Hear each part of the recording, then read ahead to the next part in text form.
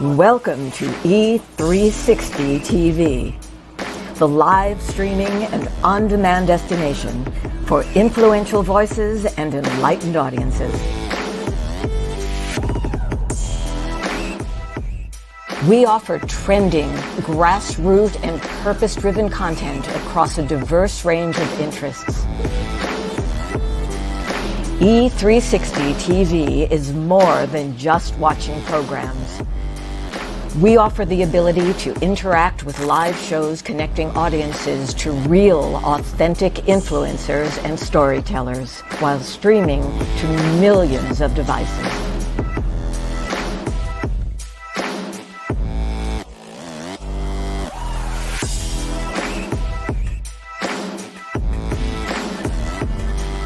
Real experiences. Raw conversation. One destination for it all. E360 TV.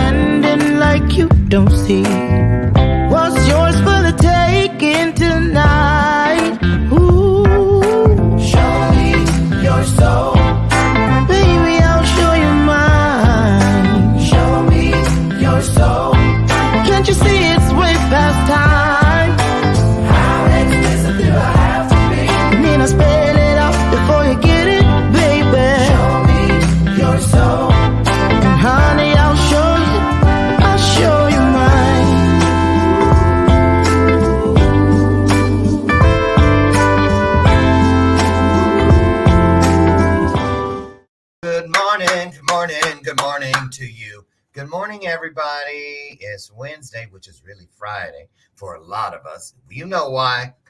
Ain't nobody trying to work tomorrow, right? And I'm supposed to be off Friday. I have a few appointments, but it is what it is. Happy holidays to all of you and welcome to today's installment of Bathrobe Moments. I'm your host, Lauren Michaels Harris.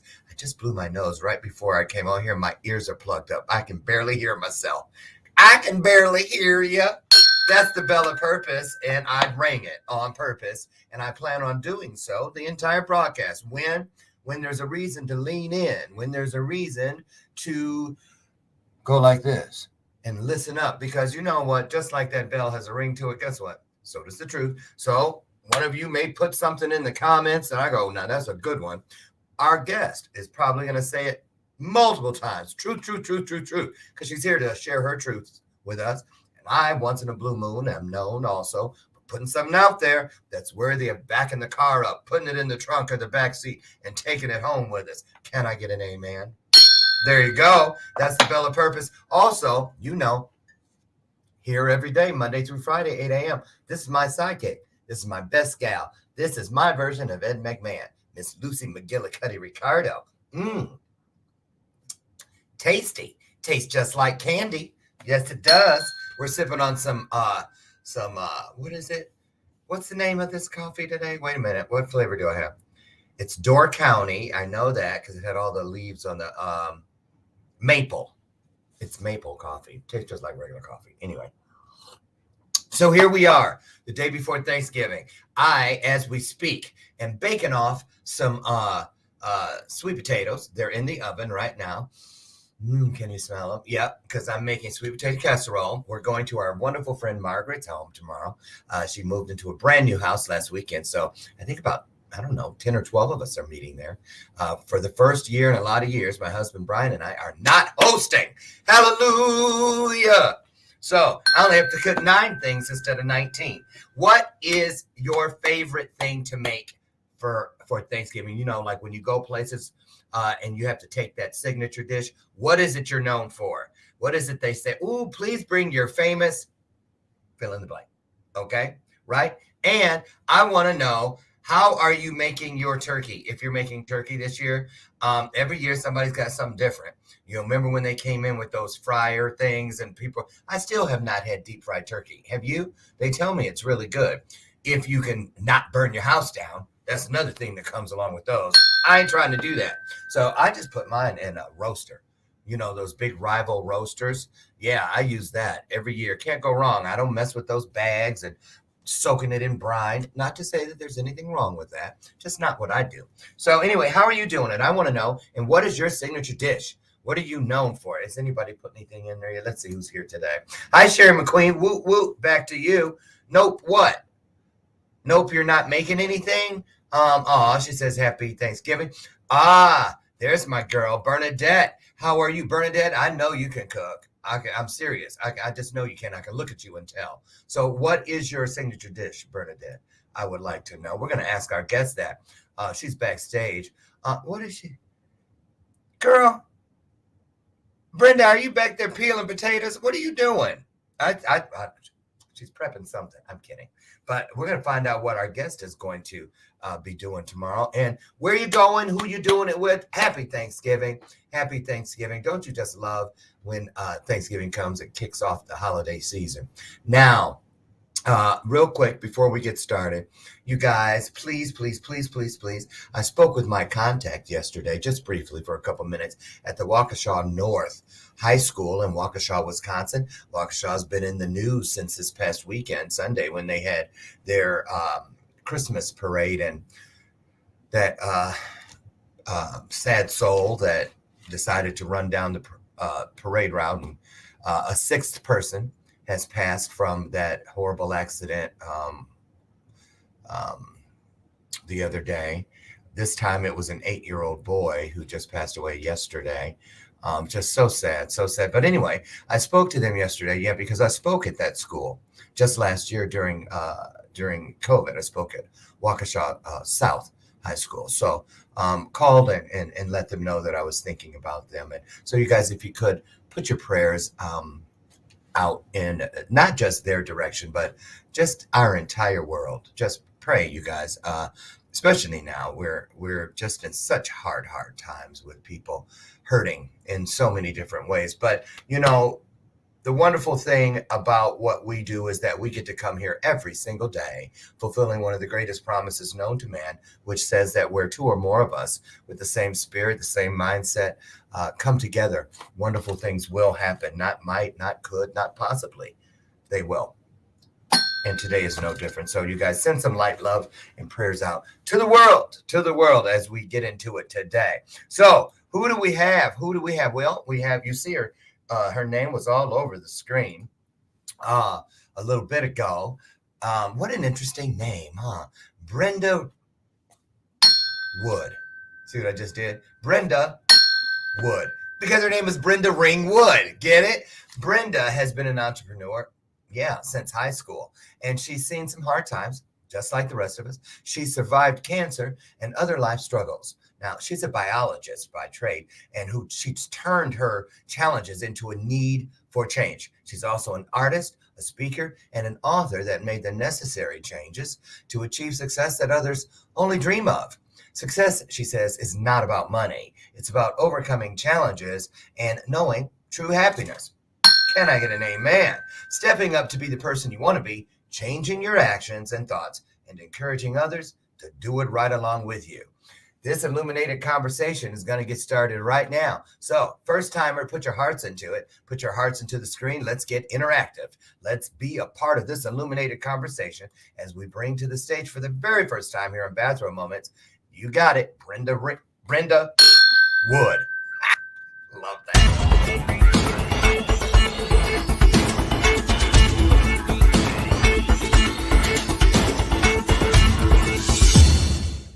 Hello, Brenda. Wood. Hi. Oh, I love that. I know. Yes. Well, first off, this name, I'm really shocked that you go with it, Brenda Ringwood, because if you were like a classmate of mine, you would have hated me because I'd have probably been running around going, Brenda Ringworm, Brenda Oh, yeah. Ringworm. Did that ever happen? Nope, because Ring is my maiden name. I knew it. Okay, so you didn't. Okay, so your maiden name. So you were Brenda. Wait a minute. Okay, you were Brenda Ring. Yeah. Oh yeah, you had some jokes though. They had some Oh, jokes. yeah. And I was What was- called, they could say everything but Ring. Brenda King, Brenda Ping, Brenda, you name it. It was never Brenda Ring.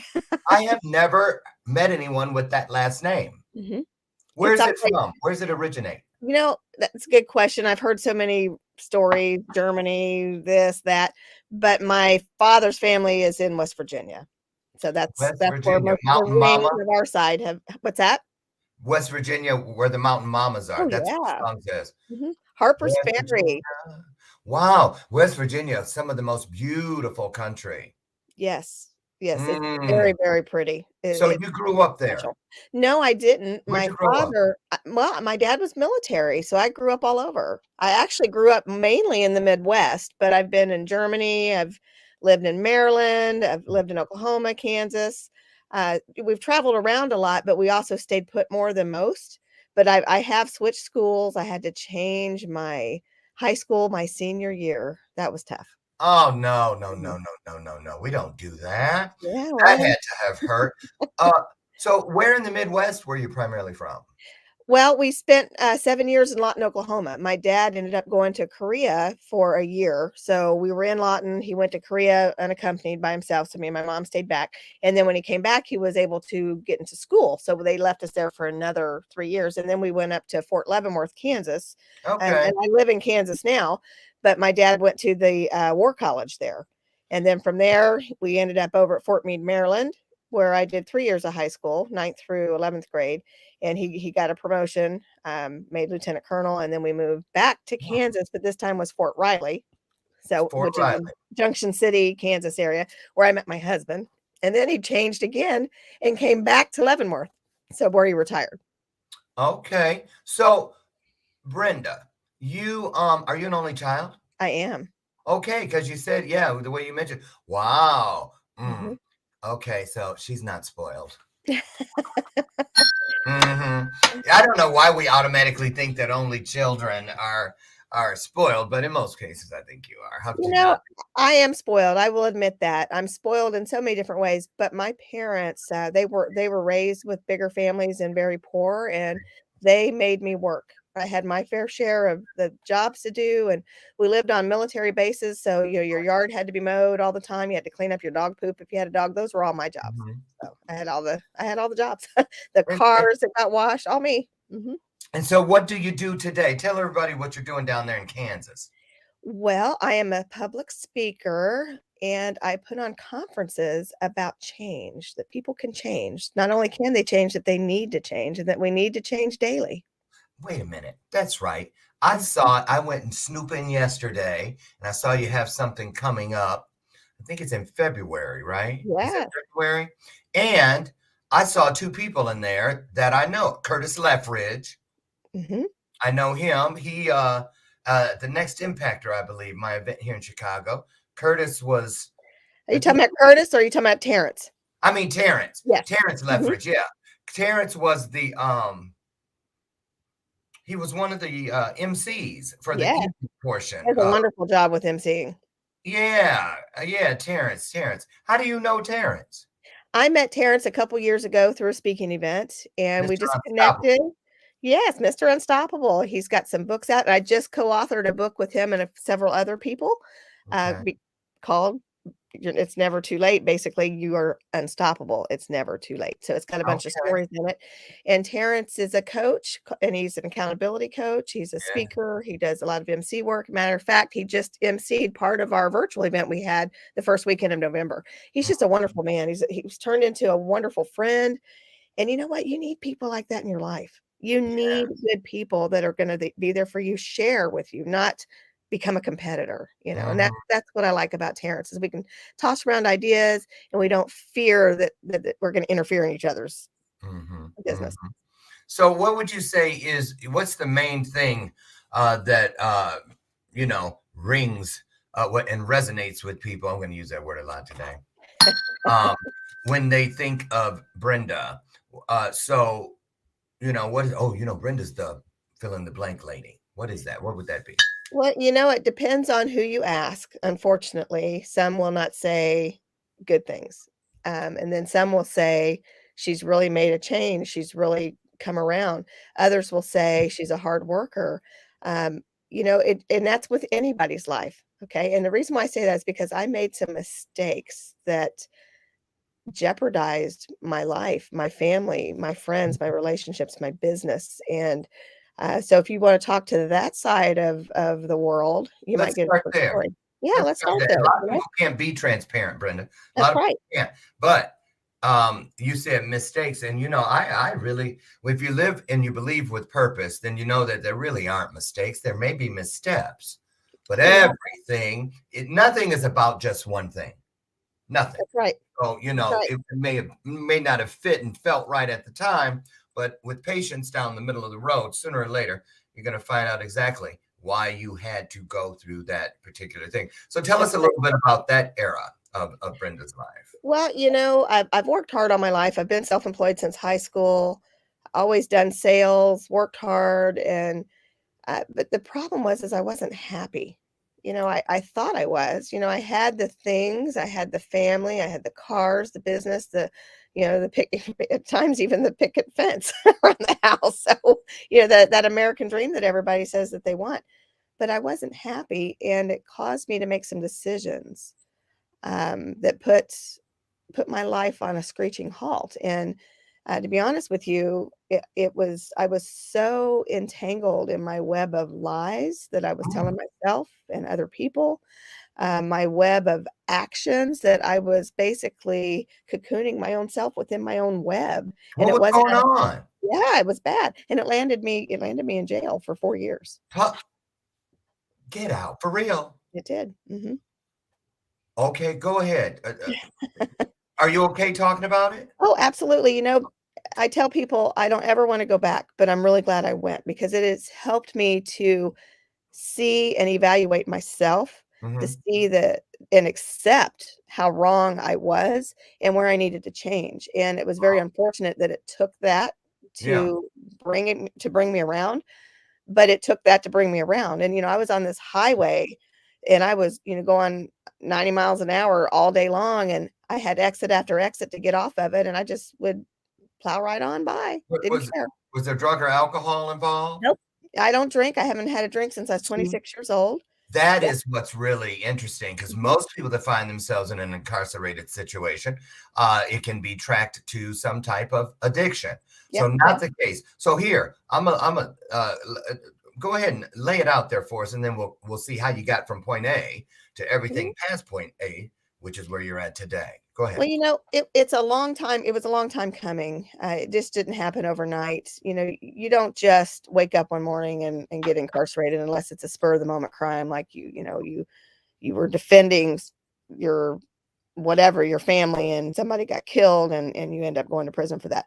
Mine was a long life of actions that was leading down a path of destruction for myself. And with that, I got involved with the wrong people. You tell your kids, don't go hang out with that crowd. That guy's not coming over here. They're not good for you. People will bring you down. You're not going to bring them up. And it's so true. And I was doing the very things I was telling my kids not to do. I got involved with the wrong circle. I had been diagnosed with cancer in 2011, and I didn't know if I was going to live or die. My kids were still young. My husband said, sell the business. I don't want it. So I was looking for avenues to do that. And with that, I got involved with a group of people that were not after my best interest. I was not on top of my game. I was miserable. I was sick. I was all kinds of things, and I just wasn't making good choices. And then when you get desperate because of my choices, it had backed me into a corner. They say when you back a dog into a corner, it's going to come out fighting. And it necessarily is going to bite the first person it sees and anybody else that gets in its way. And that's basically what I did. And so, Brenda, wait, 2011. Mm-hmm. Are you saying all of this with the incarceration stuff happened as recently as 2011? As recently as 2014. Wow. So your kids were how old at the time? They were out of school. They were grown. They were all either 19 to 20 something, so I didn't have babies, where somebody else. No prior history. No prior history. You had no prior felonies or anything like that. Nope, nothing. So, not even a blemish on my record at all. Never even been inside a police station other than to give a person a slap on the hand the first time out and say, don't do it again, based on your good record up to that point. Are you able to tell us what happened? Yeah, absolutely. It's all public record anyway, so anybody can go look it up. But there's a thing called mandatory minimums that no matter what you do, you're going to get a minimum charge. So when I was going through my chemo and radiation, our company had grown from over 100 employees to almost 300 employees. So we had IRA plans that for small business for their retirement. And we work for a lot of school districts. So in order to compete to get them to outsource with us for the cleaning company, we had to basically be able to have the same benefits. So once we hit 101 employees, we had to switch to the 401k plan. Well, we had never done it before. I had a new bookkeeper. The bookkeeper, we used QuickBooks. So anybody who participated in this plan would have the money taken out of their check, and it just didn't get paid in. I had stepped out a little bit, being sick. It happened. It was just for a very short period of time. One of my, I said competitor, he's not a competitor now, but one of my employees who was also a friend of mine who I hired to CEO the company during that time frame, basically turned it in. So, which was fine. You were successful. Oh, very successful. Yes. So the only thing so you were happy and everything was hunky-dory, and then the cancer diagnosis. Well, I wasn't happy because I wasn't doing what I wanted to do with my life. See, I was stuck in a job that I hated because I had so many employees and businesses under it. I had other businesses with it. I had family members that worked for me. I had loans in the company. It was just a big, it's wrapped all in. Yeah, and it was hard to get out of. So you just kind of stay with it and you're going with the flow, but I wasn't happy. It wasn't what I wanted to do. I wasn't fulfilling my purpose. So what were you doing with this money? Well, it wasn't a lot of money. People, the rumor is it was millions and millions of dollars. It really wasn't. It was I can't remember. It was under 100,000 for the 401. But, of course, the news and the prosecuting attorney made it sound like we reached in, we stole that money. And you can't do that. You can't reach into Nationwide or any other company that's holding it and take it out of their account. It just didn't get paid in. Once we realized what had happened, we went to the authorities. We tried to, what do we got to do to make this right? And in addition to that, and I was working with them, but my guy that I had hired, who was also my banker, they decided they were going to, he wasn't my banker, but a friend of theirs was my banker, who I had hired to come on board and do some sales with me. I had a relationship with them, and just a professional relationship. So they formed their own company and they used that against me. So they went to the feds to say, this is what she did. This is what happened. She didn't pay this in. And then they used that against me to go out to my competitors, or for them, not my competitors, to my clients to get them to switch over to them. So basically, where did the money go? They took it. They didn't steal it. They went out and started a competing business, and did what they did. They had every right to do what they wanted to do. Absolutely. There's no law against that. They could have left me alone and did it, but there's a mandatory minimum on a 401k if it's $1 or $10 billion. It's a 2-year mandatory minimum. So I was going to do 2 years no matter what.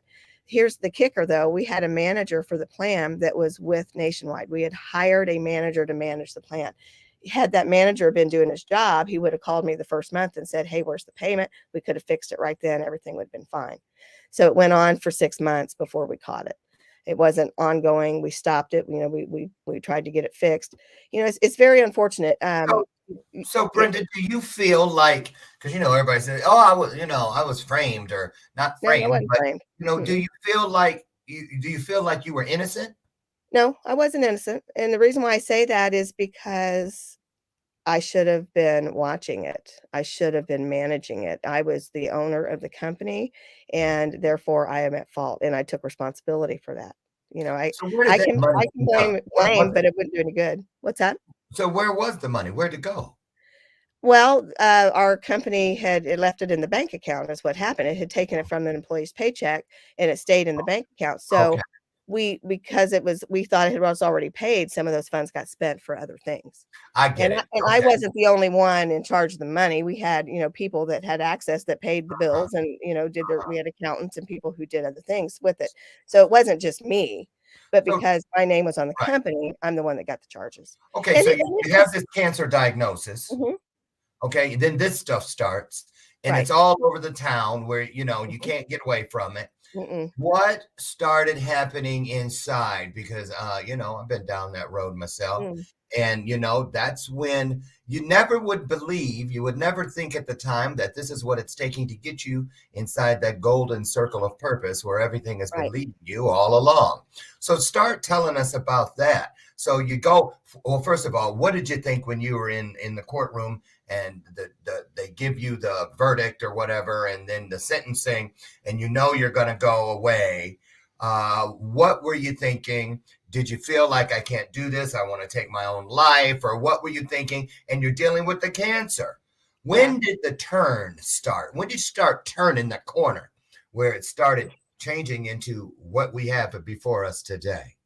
You know, the change took a while, and, I didn't go to jail until 2014. So, 2011 is when the actual thing started. That's when I Okay. had cancer, and that's the year that the 401k didn't get paid in. Mhm, mhm. So, with that being said, I didn't know what was happening. They keep everything a secret, and the feds, the first that talks walks. My banker got in trouble for some things as well. He did some things working for his bank that he shouldn't, and it happened. One of them had to be on our loan with another partner of mine, so that it wasn't just that charge, but because I benefited from the loan and everybody else did, we all got in trouble from it. So, and Mm. that's just a long story. If people want to talk about it, come on. I'm not mad at anybody. I'm not angry at anybody. I have Right. forgiven everybody because I have my own actions and my own things I need to be responsible for There and you go. accountable to as well. Yeah. So, and had I had not done some things, then maybe the other things wouldn't have happened. Right. So I am a firm believer in you got to look at yourself before you can look at others. And I wasn't doing that. I was pointing the finger at everybody else. I was blaming. I was embarrassed. So you're trying to come up with ways that just say, you know what, it happened. I'm trying to get it fixed. It wasn't intentional. None of it was intentional. But you know what they say about the road that's paved with good intentions, right? Where does it Mhm. lead? Yes. So then you go into protective mode and you're trying to, you got these people that are sabotaging your business, trying to take your clients, trying to take your employees, trying to badmouth you. And then you have the news media and social media and everybody else attacking you on the other side. And then you have your friends who you think are your friends, because you find out real quick in situations who your real people are, Ugh. who either stay with you or don't. So you have all this coming at you, and you get in a funk. You get in a, oh, I don't know what you even want to call it, but I'm not going to say depression because I didn't have time to be depressed because I had to. It's basically survival. That's what it is. You Mhm. get in survival mode and you do some things that you normally wouldn't do. You would do some things, you act some ways and you say things. And I was so out of character, but I wasn't out of character because I had let what I was doing, my actions, the way I was thinking, the way I was talking, consume me. And then I had dug in so deep that I couldn't get out. I couldn't get out. So the only way to get out was to go to jail. And I never went to prison, but I was in a federal holding facility for 4 years fighting my case. Wow. Yes. And like I said, I don't ever want to go back, but I'm really glad I did because it gave me time to reflect on me, to see what I had to do to change. And I've always believed in God since I was a little girl. You know, I fell away, teenage years happened, and Yeah. then you start having kids and you come back to church and you're doing what you're supposed to be doing. Of course, you're never always doing what you're supposed to be doing. That's the first thing. And I had to really evaluate me and look at myself and say, you know what, you are the problem. You can blame all these other people. You can make excuses, but bottom line is you need to look at yourself. And it took me a long time to be able to admit that. But once you admit that, now you can start to refocus and then get focused. You see, I said refocused because you have to change that focus. And then you need to focus on what the change is that you just focused on. And that's what I had to do. So, Brenda, you're in this holding facility dealing with active cancer. Mhm. You wouldn't think that the medical resources would be, you know, what you would need compared to if you were at home getting the kind of care that you could get through insurance and whatnot. So, how were you dealing? What did you reach for? When you went in, I want to know, were you angry at what you believed to be greater than you, Mm. i.e., God, the universe? And if you were, talk about that and how you moved through, No, around. I was angry at everything, everybody, any possible thing that was put in front of me, you know, I was going to take it out on. So my cancer was in 2011. I had chemo and radiation, lost all my hair. I had a tumor right here. They had to, in my parotid gland, they had to take that out. And I had major surgery after major surgery after major surgery during that year of 2011 when most of these charges were coming from. So Right. I Everything's just, swirling if around I'd you. been on my game, I probably, you know, if I would have been my normal self and not sick, I probably would have caught these things. It probably would have never happened, but you know, it is what it is. So 2012, supposedly I'm in remission. Of course, they say that, right? But I'm still having my quarterly test. I'm still taking medicine. I'm still having side effects. So 2014, when I went in, I was only 2 years out of treatment. So it was, I knew enough about just being a biologist, going through it. I knew enough about what needed to happen that I could stay on the medical side of things. And let me tell you, they hated me. But I fought and I fought and I fought and I had to contact the Office of the Inspector General in Washington, D.C., the Ombudsman in Topeka, who is the bosses of the U.S. Marshals, in order to get the medical care that I needed. And most people don't have those that resources. knowledge, Right, resources to do it right. right. And if I wouldn't have been able to do that, I was very ill for most of the time that I was in. I I have an IgG deficiency, which didn't get diagnosed, which makes you feel like you have the flu constantly. Oh, Now you have everything that you thought you had is destroyed on the outside. You're sick on the inside. And I'm talking about inside the wall and outside being my family. I've ruined their life. You know, I've been taken from them. The company is a disaster, taken everybody's paycheck away from them because, you know, social media and the news just kind of makes whatever you have go away when that happens. They don't give you the benefit of the doubt. They don't care if they hurt the other employees. They don't care about the hundreds of people that lost their jobs because of things that they said that may or may not have been true. So mm, I have all that weighing on me, you know, and then the hardest part was I'm tucked away from it all. Okay. I'm over here in my own little world. I'm not, I don't have access to social media and to the outside world other than the phone to call my family, but my family's stuck out there going through it all. You know, they're having to field all the comments and the hate, and they're mhm. seeing all the posts on social media and people getting in their face and calling their mother names and just things that go along with that. So yeah, you know, I never thought about taking my life. I'm not that I don't think that's something I could ever do, but I did pray that God would take me out. You bet. It would have been a whole lot easier because I was looking at 30 years and I Wow. was 46 years old when I went in. So that's pretty much a life sentence, especially being coming off of cancer and having the illnesses that I had. So Sure. I would pray to God, just take me out. Everybody would be better off. They'd have insurance money, whatever was going to happen. Mhm. Um, but I wasn't focusing on the right things at that time. So as time went on, I started reading scripture. I knew what the Bible said. I knew what I was supposed to be doing all along. I just wasn't doing it.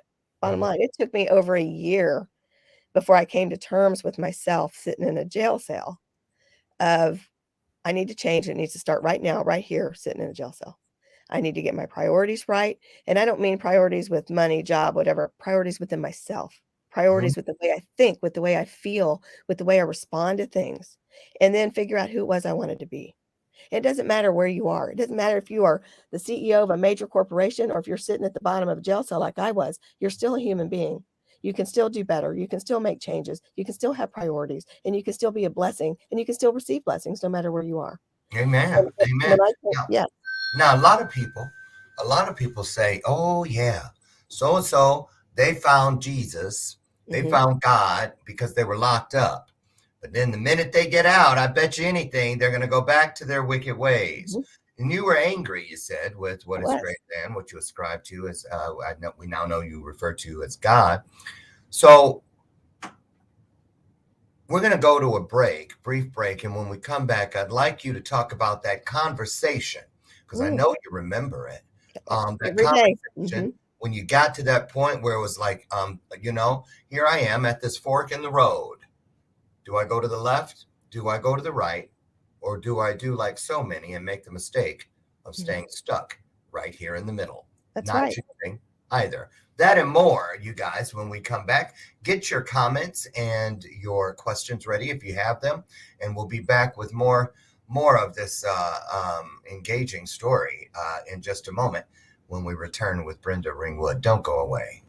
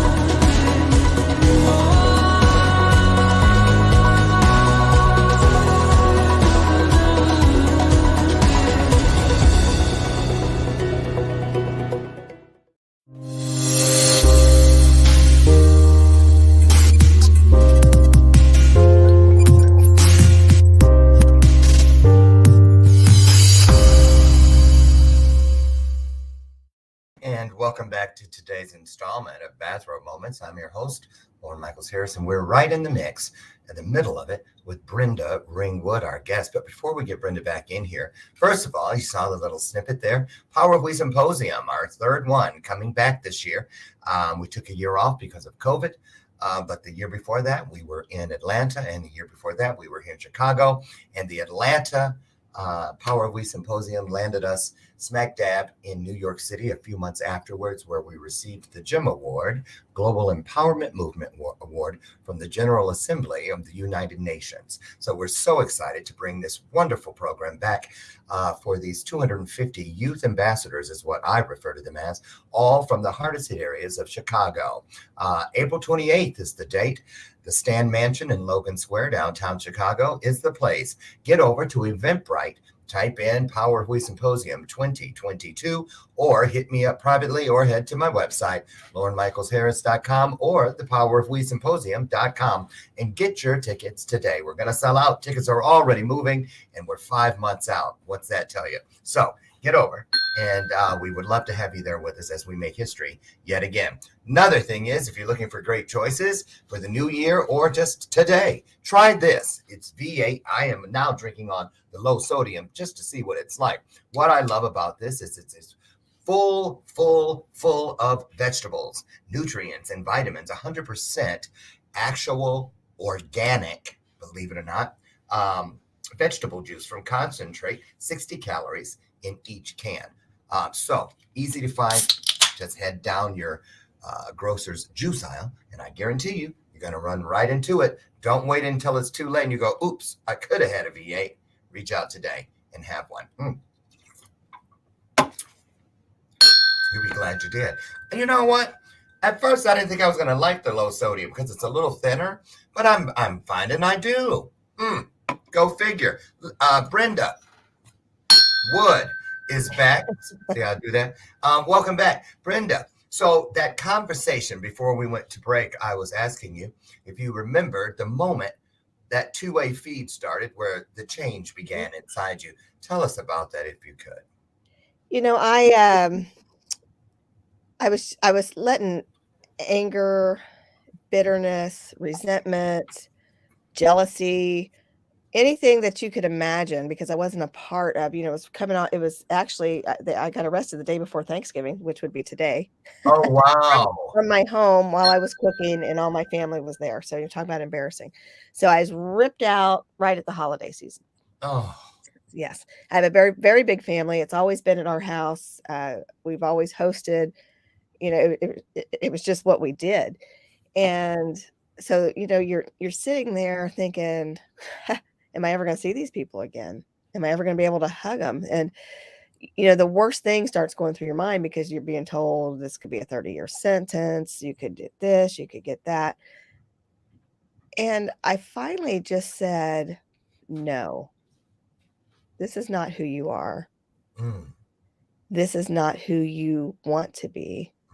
So don't let it be who you are.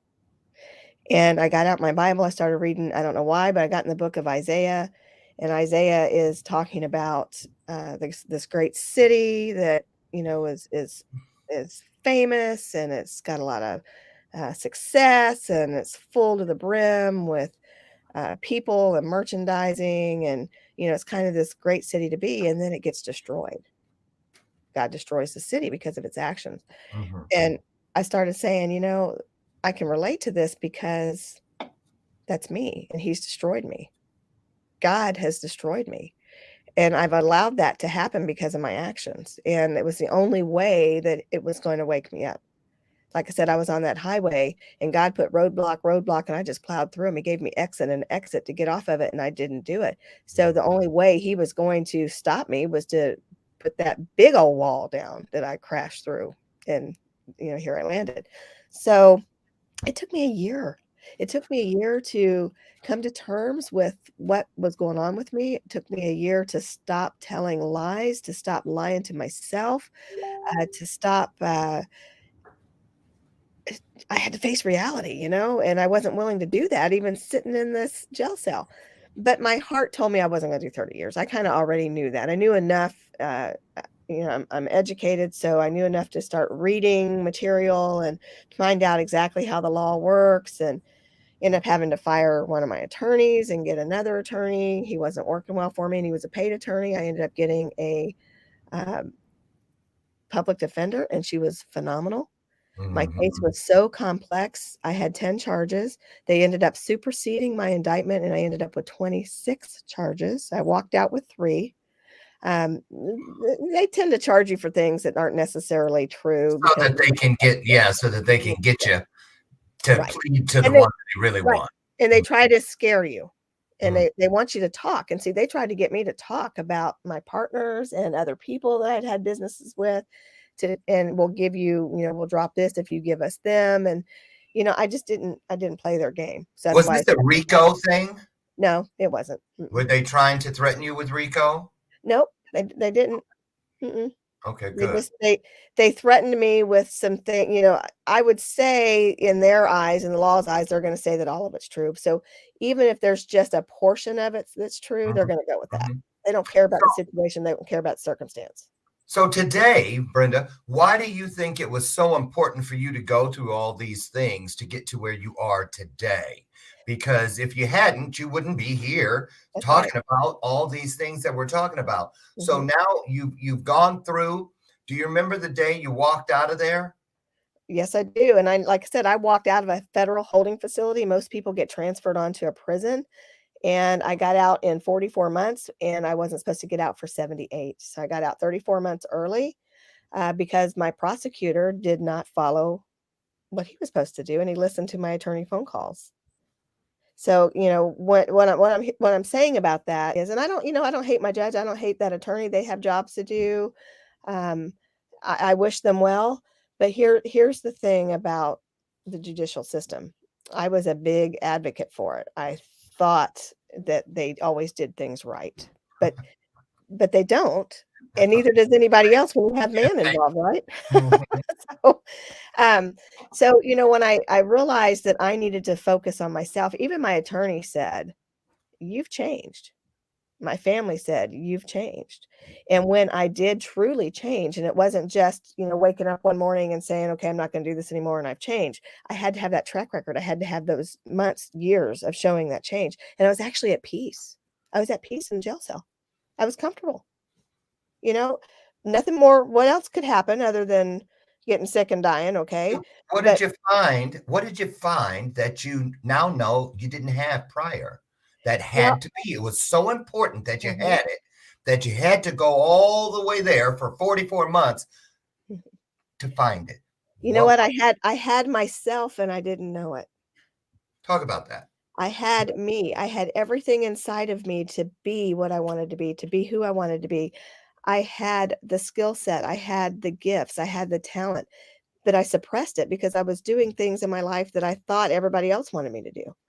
So I was letting the very thing that I tell other people not to do control me. Fear, lies, self-doubt, low self-esteem. I can't do this because of what will so and so think, what Mhm. about this? What about that? Instead of just focusing on me and what I needed to do in my life that was going to make me happy, because if you're doing something you love and you're happy, that's success. It's not about the money in the bank. Mhm. If you love what you're doing, you're never working. You're doing what you love. And if you can make a living at it, even better. And if you're doing what you love, those mistakes aren't gonna happen as much as you're gonna do if you do something you don't like, because you're threatened and you feel like, if I don't do this, I'm gonna lose that. Instead of looking at what I'm gonna lose, I need to look at what I was gonna gain by being who I am. Ooh, there's a good one. Mhm. So, Brenda, do you feel as if you're living within purpose today? Oh, absolutely. When I first got out, you feel as I was still, okay, I don't know how people are gonna view me. I don't know what I'm gonna do, how I'm gonna act, and I spent, when I had 5 major surgeries within the first 6 months that I was released. I was still very sick, and, You did. I did, and I had actually had a knee surgery while I was in there and still had the stitches in my knee. I had got released so quick that they didn't even send me back to the doctor to get the stuff out. I had to go do that on my own. Needless to say, medical is not very good. That's probably an entire different show. But Oh, I decided that, you know what? I am that city of Zion. I had built myself up to this great thing, so I thought. And because of my actions and the people that I allowed to live in my city, not just the people, but the things like doubt, mhm. or looking at money, or status, or whatever, it caused me to ruin, and God allowed that to happen. But the part about that is He promises He's going to rebuild that city. He Mm, promises that He's going to rebuild you. So when that happens, you better listen. And see, I wasn't listening, but I know that I'm loved because He did it. He right. did it. So if He didn't love me, He wouldn't allow it to happen. There's no telling what would have happened if I wouldn't have landed You in might jail. not even been here today. Yeah, exactly. And you wouldn't be able to be inviting people to Right. come change their life That's at right. comechangeyourlife.com. Talk about what's on the screen. What's that all about? And This who's is a movement. It is a movement. I wrote several books while I was incarcerated, fiction novels. They're not even about myself. I finally did just write one about myself. It's going to be out in time for this conference, and it's called "When the Truth Hunts You Down," because that's mm, what happened to me. When the truth hunts you down, ooh, and so it many will times hunt you down, it girl. It will. People Hmm. say you can't change, and I'm here to tell you you can. If you want it, you can. If you are in a bad job that you don't like, if you're self-employed and you have this dream job, but you're miserable like I did, you can change. You can change the way you think, the way you act. You can overcome fear. You can overcome self-doubt, low self-esteem, anxiety, the lies that you tell yourself. You can overcome all of that. And this conference is about giving people the tools and the motivation to set them on that right path, to get off that highway that they're on, to take that exit and get on the right road and turn their life back This is around. virtual and live. It is. It's in Okay. Overland Park, Kansas, the in person, and then it will be virtual. And it's February 11th through the 13th. And we just did a virtual free event. It was 3 days, November 5th through the 7th. You can go look at my Facebook for it. But the people, oh my goodness, we have a lady that was kidnapped. And she overturned that. Instead of being a victim, she is now helping other victims to overcome tragedy. We have a guy that his life was so involved in gangs and in the wrong part of town that he lost his 15-year-old son due to gang violence. We have a person that has no arms and legs, that acts just like everybody. He was born that way. He doesn't know any different. He speaks, he works on a farm, and he says, if I can, why can't you? We Right. have Dr. Reuben West, who is about live your best life. It just goes on and on and on. We have a gal that's going to talk about being resilient and bouncing back, and how she was married to a guy who had a deep mental illness, and she had to do some things to protect her children. You know, there's just so many people, over 20 people, that have a challenge that they've overcome. It's Hmm. not it's not a religious conference. It's not a work conference. It is about making the changes within yourself to be and become who you want to be, to get unstuck. Because a lot of people are just spinning those wheels. They're stuck in a dead end career, or they have too much debt. And I'm Hmm. telling you, downsize, sell the house, get a smaller house. If that's what you got to do to make your life so you can start doing the things that you want to do, who cares what everybody else thinks? They're not paying your bills. Right. Hmm. Brenda, uh, we've got a few minutes left, and I want you to, if you could, for the person or the people out there who have those little secrets, those little skeletons in the closet. Everybody, you're worried about shaming and what Hmm. would they think if they knew. How important do you feel today it is to come from behind those shadows, to get in front of the truth and let the truth stay in front of you, Yes. no matter what, no matter what. Yep. I Talk about that if you could, because that's a I am struggle for a It lot of. is. I am upfront and honest about it. If people don't ask, I just don't volunteer it. But if people ask, I'm going to tell them. Or if it's a relationship that I think is going to be a good one, I say, hey, do you know this is what happened to me? I just want to be upfront with you about it. So, you don't find out 3 years into this friendship or partnership or whatever's we're doing. Oh my gosh, you did time. I didn't know that. Mhm. It's important to get those truths out in front, because if you don't, then they can use them against you. But if you're already talking about it, they That's can't hurt you. exactly right. That's Mhm. exactly right. So you have kids, I do. and do any of them have children? Are you a grandma yet? I'm a grandma. I have 4 adult children, I have 3 grandchildren, and 1 due in December. So I have So 4. what happened? Talk about that. So if a grandkid comes up to you and say, "Hey, grandma, did you go to jail?" Mhm. Do I'm you gonna ever I'm have gonna be that honest with them. conversation? My 4-year-old grandson came to see me while I was incarcerated. My daughter brought him to see me at least, every couple weeks, definitely once a month. And when you're in a federal holding facility, it's a high security place, so I'm Mhm. seeing my family through the glass on a phone, through plexiglass. Oh, wow, really? And he sat down and he said he's looking, because it looks like this big rat race in there, this big pen, and he says, "This maze, how did you get in there? How'd you get in there? Come on, I'm gonna sneak you out. You can come home with me." And that Oh, was real hard for me, because I had to tell him I can't, because I did some things that it's causing me to have to stay here. And about 6 months later, he was only 4, but he kept asking where his grandma was, what's going on, because I'm very active in all of my kids' life. mhm, And he said, "Me and mom talked about it, and sometimes bad things happen to good people, and sometimes mhm, good people just make mistakes, and I just love mhm. you, grandma. I just love you." And so I know my daughter was doing her job. You know, we don't lie to any of them. So Wow. her daughter was born while I was in a year before I got out. So she was just too young. But if they ask me, I'm going to be honest about it. You know, I'm going to be honest about it because here's the main reason why. What if they need to talk to me about it? What if they're going down that same path? I want them to come talk to me so they don't. You know, my grandmother's been through that. Let's go talk to her. Yeah. You know, I'm drinking and I'm driving and I might get in trouble for that. You know, I'm committing some crimes. Maybe I better go see what it's really like. Let me go down and, sit down and have a conversation with her because nobody is above it. You know, a speeding ticket is a misdemeanor. Right. You know, you get too many of them, you're going to have a felony. Now that affects your life. You are a felon. You might not have done time. You know, my banker friend, I guess he's not really a friend anymore, but you know what? I still view them. I want the best for all of them. I don't hate any of them. He's got a felony and he didn't do any time behind bars. Right. But it still has an And effect. it's still going to affect his life. Right. So our actions affect our life. So if you can think through your actions and change how you act, and it's not just how you act, you got to change your thoughts. You got to change Yeah. the way you live. Yeah. And it needs to be permanent.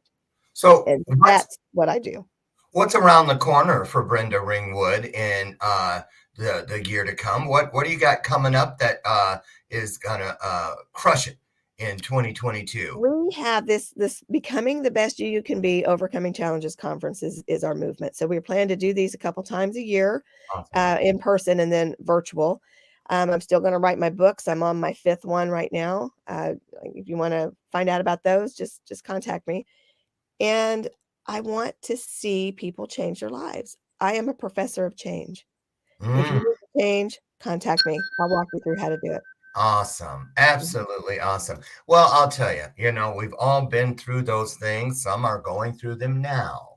Yes. Some, maybe not so much, but it could be around that corner known as the future. What I know to be true is, first of all, nothing is ever about just one thing. That's right. If you're feeling something, that doesn't feel so good, just know that somewhere right around you is the other thing that it's about. So hold on, stay strong, be encouraged, and reach out and learn more about stories from people who have actually made it through. Let me say this to you guys out there. So you might know somebody. We're all going to be sitting around with friends and family over the next few weeks because of the holidays. Have conversations that are meaningful. Whatever the situation is, know this. The moment we speak things into existence that we mean, those topics, those thoughts, those golden nuggets instantly have the potential to become meaningful to someone or something somewhere in the universe. So mean what you say and say what you mean. There are no mistakes, only missteps. Get out there and look for the E and the R today. Finish writing your story today with those 2 letters. Why? Because you're already great. Let's find the way to become greater. You're already nice. Find a way to be nicer. You're already bold. Step up and be bolder. Get out there like Brenda Ringwood and the rest of you. I love all of you because you make me a better person. And that's the truth. I'll meet you guys, not tomorrow, because it's, gobble, gobble, gobble. And Friday, taking it off just to sit back and let it all digest. But I will be back Monday, and we have a great guest lined up for you guys Monday. You guys have the best Thanksgiving ever. Have the best day ever. And I'll see you guys, God willing, out front on the front porch Monday morning. We'll do it all again. Another illuminated conversation right here on Bathrobe Moments. Brenda, thank you. Thank you. Thank you. Happy Thanksgiving, everybody. Same to you. And anytime you want to come back and share, you just reach out and let me know. Okay. Oh, you bet. There's so much more to that story. Thank you. Yes, we can't wait. Listen, get over and check out Brenda. Facebook at Brenda Ringwood. And we also have the other links inside. Thank you, Sharon McQueen, for doing that inside the chat. Listen, you guys, again, get out and be the best you can be. Love on yourself and love someone around you. Bye-bye. Have a great weekend. Bye-bye, everybody.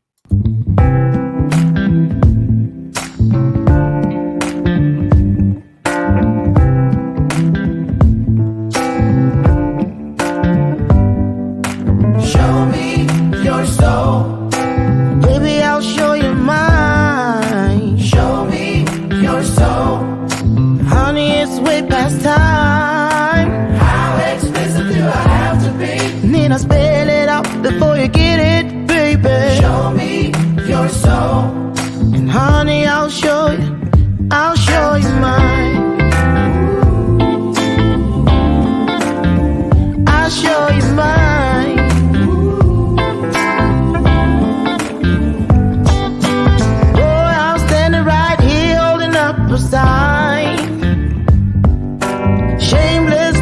playing my state of mind.